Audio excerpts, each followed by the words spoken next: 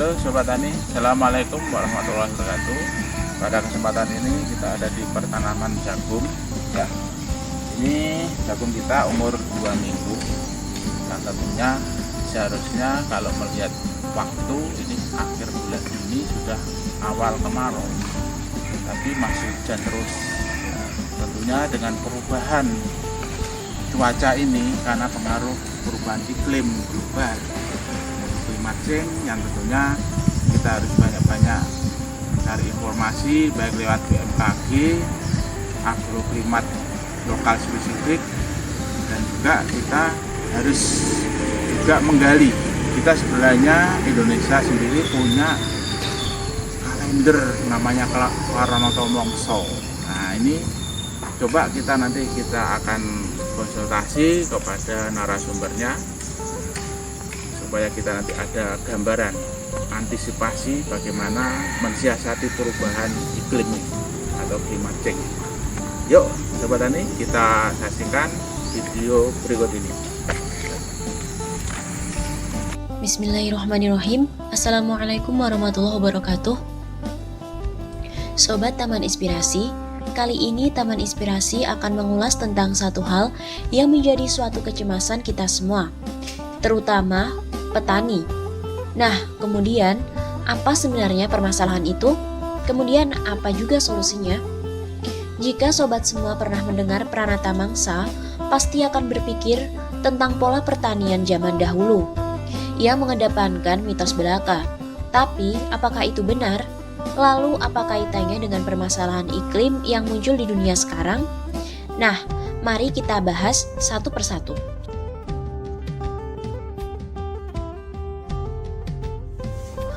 Fenomena pemanasan global atau global warming yang memicu perubahan iklim telah menjadi ancaman utama kelangsungan peradaban di bumi. Oleh karena itu, fenomena iklim ini tidak boleh lagi direspon secara amatiran. Pemerintah dan semua pemangku kepentingan harus mencurahkan sumber daya serta energi untuk menangani permasalahan ini. Diakui ataupun tidak, maraknya bencana ekologi yang terjadi beberapa tahun terakhir adalah karena ulah manusia yang semena-mena dalam mengelola lingkungannya. Salah satu faktor yang memicu peningkatan global warming adalah penggunaan pupuk kimia yang tidak wajar. Untuk mendapatkan hasil yang memuaskan, tidak jarang para petani menggunakan pupuk kimia secara berlebih-lebihan. Padahal hal tersebut akan berdampak buruk pada tanaman mereka. Selain itu, hal tersebut bisa menjadi salah satu penyebab pemanasan global. Mengapa bisa seperti itu?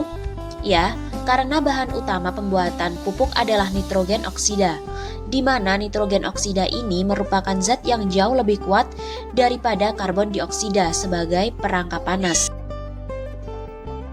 Untuk itu, diharapkan para petani kita bisa menggunakan pupuk secara proporsional, atau alangkah lebih baik jika para petani menggunakan pupuk organik pada lahan pertanian mereka. Selain itu, juga harus ada siklus pengistirahatan tanah, di mana berguna untuk menetralkan kembali kondisi tanah dari zat-zat yang berbahaya jika menggunakan pupuk kimia. Sebenarnya, hal ini juga dilakukan oleh nenek moyang kita terdahulu, karena para petani dahulu menggunakan sistem kalender Pranata Mangsa. Apa itu sistem Pranata Mangsa? Berikut ini adalah sedikit ulasannya. Ribuan tahun yang lalu, nenek moyang kita telah mengenal dan menghafal pola musim, iklim, dan fenomena alam lainnya, dan akhirnya mereka mampu membuat kalender tahunan. Kalender ini tidak didasarkan pada kalender Syamsiah atau Masehi ataupun kalender Komariah yaitu Hijriah, tetapi didasarkan kejadian-kejadian alam seperti musim penghujan, kemarau, musim berbunga, letak bintang di jagat raya, pengaruh bulan purnama terhadap pasang surutnya air laut, dan sebagainya. Nah, kemudian masyarakat Jawa menyebutnya Pranoto Mongso. Sehingga dengan kata lain, kalender Pranoto Mongso ini mengacu pada sistem kalender yang perhitungannya berdasarkan pada perjalanan bumi saat melakukan revolusi mengorbit pada matahari. Kalender Pranata Mangsa ini juga mengenal tahun Kabisat dan juga Basitah, yang dikenal dengan Wastu dan juga Wuntu. Di Indonesia, pada umumnya setiap tahun dikenal ada 3 musim tanam. Pengertian dari musim tanam ini adalah saat mulai pengolahan tanah untuk pembibitan sampai masa tutup tanam. Adapun 3 musim tanam tersebut adalah musim hujan yaitu November sampai Februari, musim kemarau 1 yaitu Maret sampai dengan Juni, dan musim kemarau 2 yaitu Juni sampai dengan Oktober. Sedangkan pranata mangsa adalah perhitungan musim dengan memperhatikan fenologi atau perilaku hewan dan juga tumbuhan. Pamor pranata mangsa kini mulai meredup, terutama dalam 20 tahun terakhir ini, karena perubahan iklim global dan juga fenomena El Nino dan juga La Nina. Serta diintroduksikannya program intensifikasi tanah pertanian melalui pola bimbingan massal atau BIMAS pada awal tahun 1970-an.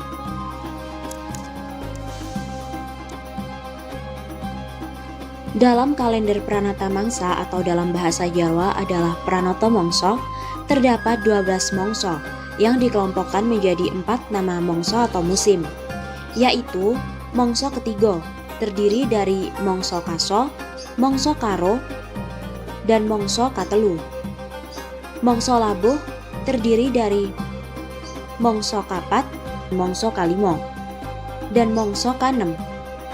Kemudian mongso rendeng terdiri dari mongso kapitu, mongso kawolu, dan mongso kasongo.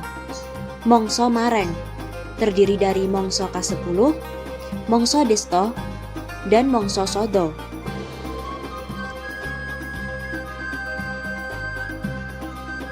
Pada video kali ini, Taman Inspirasi akan membahas 2 mongso. Yang pertama, pada pranata mangsa, yaitu mongso ketiga dan mongso labuh. Keterkaitan antara musim tanam yang didasarkan pada data meteorologi dan juga mongso dalam pranoto mongso dapat dijelaskan sebagai berikut.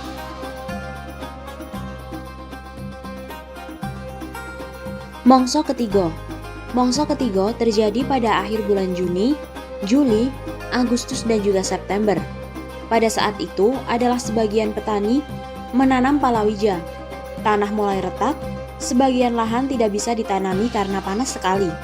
Kondisi ini juga mirip dengan keadaan sekarang, di mana di lahan-lahan terutama lahan tak ada hujan, dibiarkan bero atau tidak ditanami. Dan mulai pertengahan bulan September sampai awal November, biasanya masuk masa pancaroba atau mongso labuh. Untuk ketentuan yang berlaku dalam kurun waktu pranata mangsa sesuai dengan kondisi di masa nenek moyang kita terdahulu. Namun sebelumnya pada pranata mangsa ada istilah candrane mongso, yaitu sebuah istilah bahasa Jawa yang menggambarkan kondisi di setiap mangsa. Dan istilah bahasa Jawa ini selalu digunakan oleh orang Jawa tempo dahulu. Mongso kaso, candrane sotyo murco saking embanan. Sotyo artinya mutiara atau daun, murco artinya hilang, pindane artinya yang berarti, mutiara coplok saka embane, akeh godhong podo rontok, wit-witan podo ngarang. Ini semua terjadi pada saat awal mongso ketiga. Umurnya 41 hari. Terjadi antara 22 Juni sampai 1 Agustus. Kondisi meteorologinya adalah masa terang yang biasanya kering, sinar matahari 76%, kelembapan udara 60%, curah hujan 67,2 mm, suhu udara 27 derajat Celcius. Pada masa ini, manusia merasa ada sesuatu yang hilang dalam alam, walau cuaca sedang terang. Peristiwa yang terjadi, belalang masuk ke tanah, daun-daun berjatuhan. Kegiatan yang dilakukan oleh petani adalah membersihkan jerami yang tersisa di sawah. Komoditi yang bisa ditanam adalah palawija dan umbi-umbian. Mongso karo, candrane bantolo rengko. Bantolo artinya lemah, rengko artinya pecah. Lemah-lemah podo nelo, mangsane paceklik larang pangan. Artinya tanah-tanah semua kering dan bahan makanan menjadi mahal. Umurnya 23 hari. Terjadi antara 2 Agustus sampai 24 Agustus. Kondisi meteorologinya, hawa menjadi panas. Curah hujan menjadi 23,2 mm. Pada masa ini manusia mulai resah karena suasana kering dan juga panas. Bumi seperti merekah memasuki alam paceklik. Peristiwa yang terjadi yaitu pohon randu atau pohon kapuk dan juga pohon mangga mulai bersemi. Kegiatan yang bisa dilakukan petani adalah pengairan pada lahan karena kondisinya kering. Komoditi yang bisa ditanam yaitu tanaman palawija. Mangsa katelu. Candrane suto manut ing bapa. Suto artinya anak, pindane anak marang bapake. Pungkasane mangsa ketiga. Lunglungan bangsane gadong, uwi, gembili podo merambat. Artinya, akhiran pada masa ini adalah tanaman-tanaman yang merambat akan naik pada lenjerannya. Umurnya adalah 24 hari, yaitu terjadi antara 25 Agustus sampai 17 September. Kondisi meteorologinya sama dengan mangsa sebelumnya, hanya curah hujan naik lagi menjadi 42,2 mm. Sumur-sumur mulai kering dan angin yang berdebu, manusia hanya bisa pasrah. Tanah tidak dapat ditanami sebab panas dan juga tidak ada air. Peristiwa yang terjadi yaitu berbagai jenis bambu tumbuh. Kegiatan yang bisa dilakukan petani adalah persiapan dalam memanen palawija. Komoditas yang bisa ditanam tidak ada.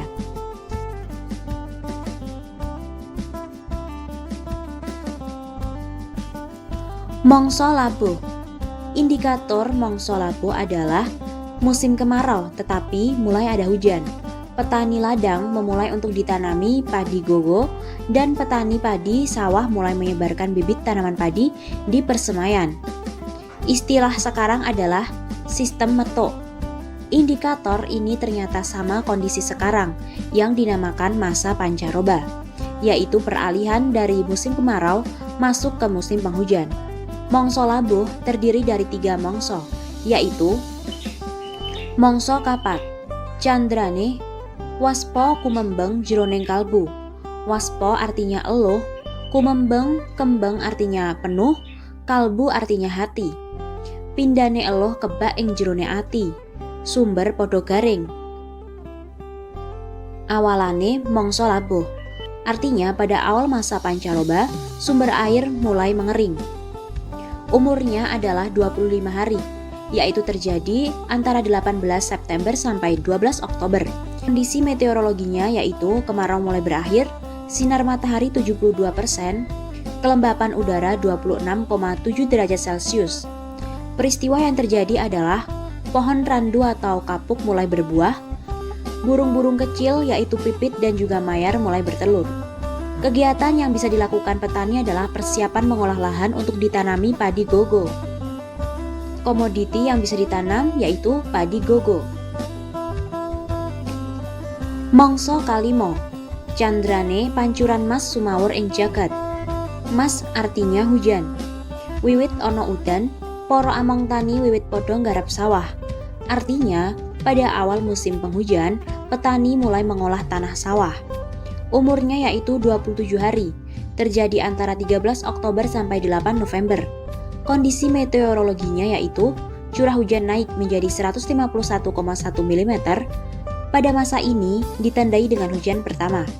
Peristiwa yang terjadi mulai terdapat hujan, pohon asam mulai tumbuh daun mudanya, ulat-ulat pun mulai keluar. Kegiatan yang dilakukan oleh petani adalah memperbaiki saluran air dan mulai menebar benih padi. Komoditi yang bisa ditanam yaitu padi saat masa pembibitan. Mangsa kanem. Candrane rasa mulya kesucian, pindane mulya-mulya rasa kang suci. Woh-wohan bangsane pelem wiwit padha awoh. Pungkasane mangsa labuh, udan wiwit akeh lan uga deres. Artinya pada akhir masa pancaroba mulai hujan deras dan tanaman mulai berbuah. Umurnya adalah 43 hari, yaitu terjadi 9 November sampai 21 Desember. Kondisi meteorologinya sama dengan mangsa kalimo, hanya curah hujan meninggi menjadi 402,2 mm. Alam menghijau karena tumbuhan sudah banyak yang bertunas. Peristiwa yang terjadi adalah banyaknya buah-buahan yang berbuah, seperti durian, rambutan, manggis, dan lain-lain. Kegiatan yang bisa dilakukan oleh petani adalah para petani mulai menyebar bibit tanaman padi di pembenihan. Halo guys, sekarang saya ada di lahan jagung yang mana ini di luar dugaan kita, karena ini sudah di luar musim hujan seharusnya di akhir Juni, tapi intensitas curah hujan masih tinggi. Dan apa siasat kita? Ya tentunya kita tadi sudah melihat bagaimana Pranoto Mongso itu diterapkan. Nah ini sebagai akibat dari pertanaman yang terlalu kena intensitas curah hujan tinggi, yang drainasenya tidak ada. Ini berakibat pada kejenuhan air yang mengalami cekaman air, dan pada akhirnya mengganggu saluran fisiologi tanaman itu. Nah untuk itu kita akan melihat di sana ada proses pembuatan parit. Ini untuk mengatasi kejenuhan atau cekaman terhadap air. Ya, kita lihat di sana.